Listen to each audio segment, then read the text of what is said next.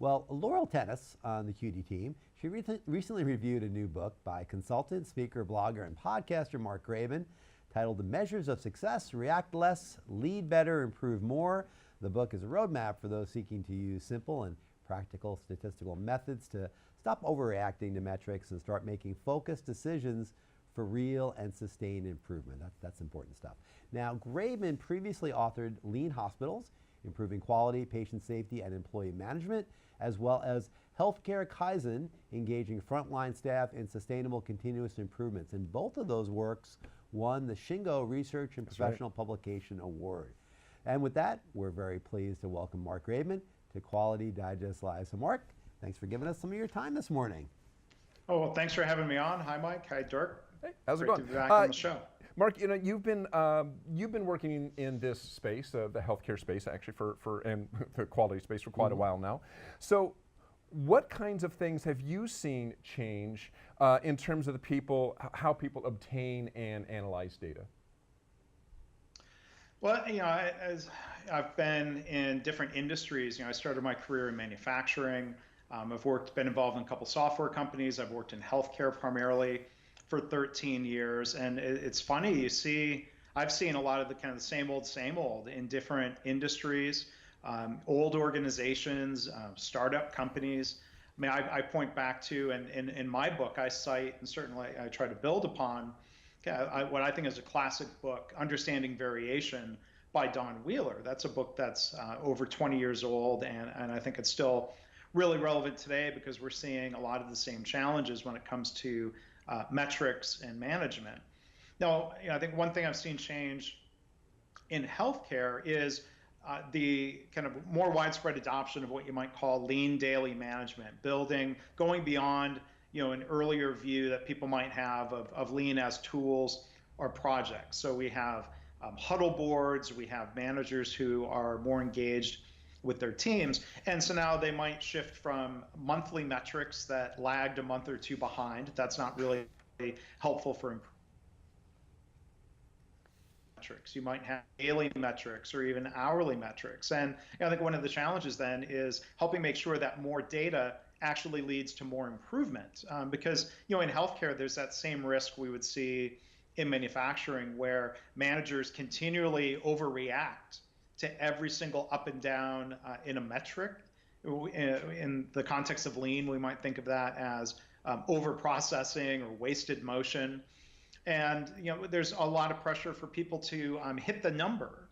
I cringe, or I try to call timeout in healthcare if I hear a leader say something like, those patient satisfaction scores need to go up. And so, well, is the issue the scores, or is the issue really the underlying patient satisfaction? So I think one of the challenges that hopefully through my book helps people avoid situations where leaders just set a target, pressure people to do better. So we need to have a method for improvement, and we need to have some methods that help us demonstrate in a valid statistical sense, have we actually moved the needle? Have we improved? And the method I share in my book, again, comes from my study of Don Wheeler's work on what he calls process behavior charts, a particular form of control chart or statistical process control that I've seen really be helpful in many, many types of settings.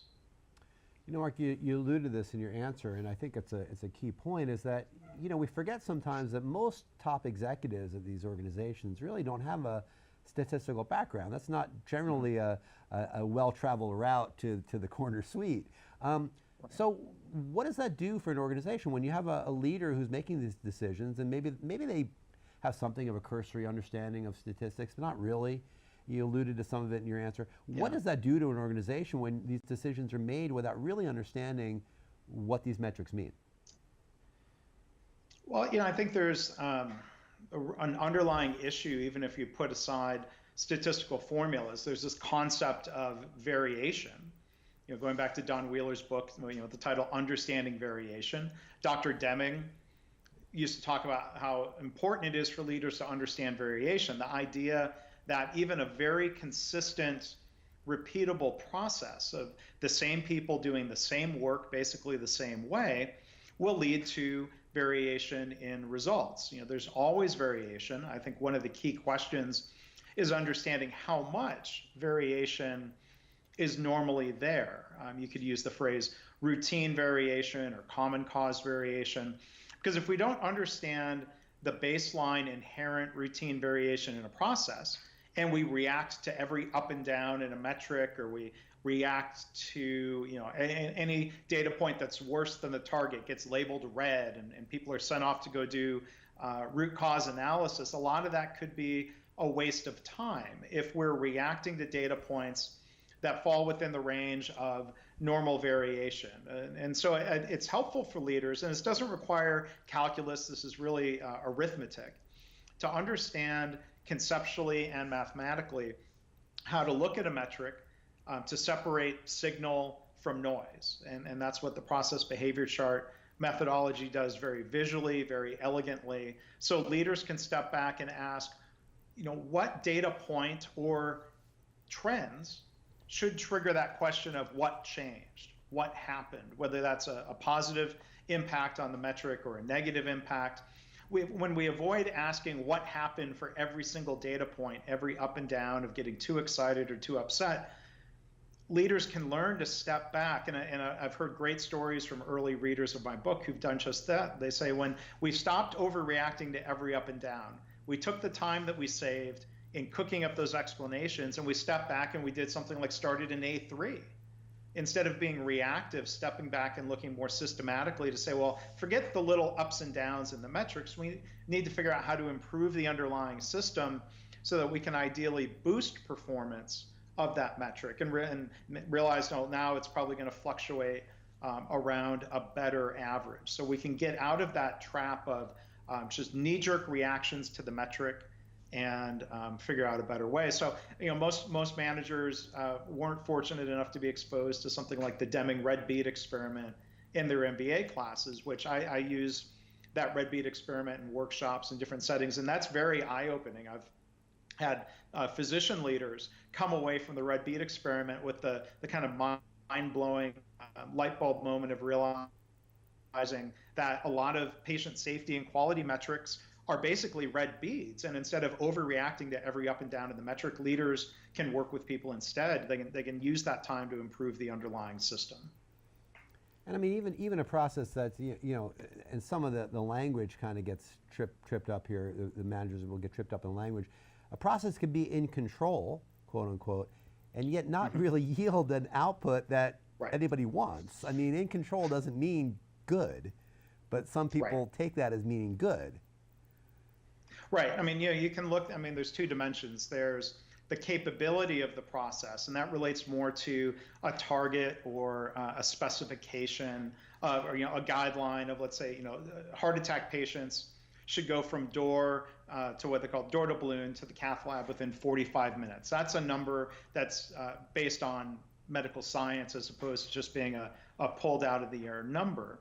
And so, working to just kind of, figure out, I lost my train of thought there, but figuring out, how to not just look at, are we hitting the target or not, but to look and see, do we have a predictable process that you might say is in control or not. A lot of organizations set their target that's just a little bit better than last year's average. And now they've doomed themselves to a situation where the number is fluctuating constantly between red and green. And we can learn to realize it's not just red or green, but we want to improve performance. Ideally, a process is performing so it's fluctuating in a range where it's always better than the target or the goal that the organization has set. Mark, Thanks for, I got myself back on track there. Good job. I do that all the time. Don't worry. We have a couple minutes left, Mark. In that time, I want to ask you this question. I think it's an important one. Now, we've heard you've had a lot of practical experience in healthcare. We just heard you give some examples of that. Now, that's an industry that initially learned a lot, and over the course of years, and leading up to not very long ago, from the manufacturing industry. So if we turn the tables on that a little bit and think about what manufacturers maybe can learn now by observing the quality approaches of well, if there are any best-in-class healthcare organizations, if there's any of those left anymore. So what can manufacturers learn from what healthcare is doing now? Well, I've seen a lot of situations where the tables have been turned of people from a manufacturing company now going and visiting a hospital to say, well, what can we learn from them? And they probably already know the fact, what people in healthcare often say, well, patients are not cars. Like, well, of course not. Toyota started a lot of their practices that we now call lean, or the Toyota production system, when they were building weaving looms. So we could also step back and say patients are not weaving looms, cars are not weaving looms. But when you have people leading organizations, leading people, managing and improving processes, there are a lot of really common themes. I think one thing that's really helped me coming into healthcare is the emphasis on people, and what Toyota would call respect for people sometimes in healthcare gets articulated using the word love. There's an organization, healthcare organization I'm working with right now, that says the two pillars of their culture and values are love and excellence. So, Toyota, when they talk about respect for people, respect for humanity, maybe the word respect is as far as they can push it, but I think this idea of love in the context of a professional sense is interesting to think about, because even thinking back to Toyota, I've learned from people like Pascal Dennis, who used to work for Toyota in Canada. They talk about the importance of influencing people and winning hearts and minds. That as an engineer or a recovering engineer with an MBA and statistical training, it would be really tempting to think about lean as technical methods or tools. But when you look at the people side of an organization, which is, arguably the most important thing, when people from manufacturing or insurance companies have come and visited my Healthcare Kaizen co-authors organization. Joe Schwartz works at Franciscan St. Francis Health in Indianapolis, to come see how the leaders operate on a daily basis, how they recognize and celebrate and encourage questions and improvements. You can take away those people strategies and learn. It's people learning from other people. I think that's the key thing about the transference of lean across companies or industries. Well, Mark Graban, thank you for joining us today. The name of the book, of course, is Measures of Success, for all of you out there who'd like to get it. Really good book. We did a book review on it recently. Mark, thanks for joining us. Really always good to chat with you. Well, thank you. Appreciate you having me on the show. Of course. You have a great weekend.